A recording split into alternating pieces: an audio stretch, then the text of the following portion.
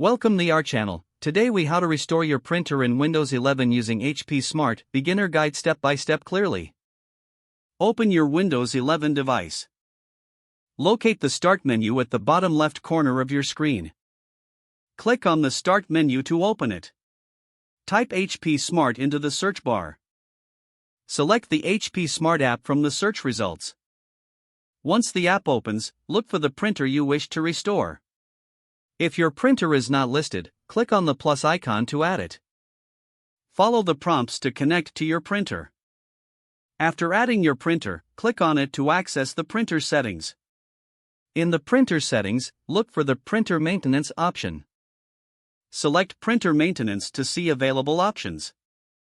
Choose Restore Factory Defaults or a similar option. Read any warnings or information provided before proceeding.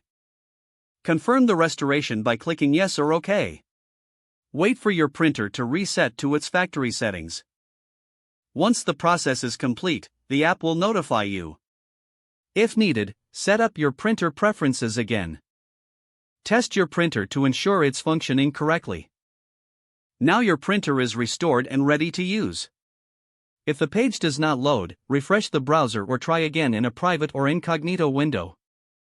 Make sure you are using the correct email address, then retype it carefully to avoid small typos. If your password is not accepted, use the reset option and create a new strong password you can remember. Check your spam folder for verification or security emails, then complete any requested confirmation steps. Enable two-factor authentication if available to improve account security and reduce. After signing in, review your profile details so your contact information and settings are accurate and current. If you see an error message, note it down and try again after restarting your device and internet connection. Log out when you finish, especially on shared devices, to keep your account and payment information secure.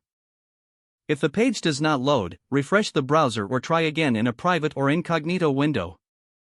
Make sure you are using the correct email address, then retype it carefully to avoid small typos. Don't forget to like this video and subscribe to our channel for more step-by-step tech guides.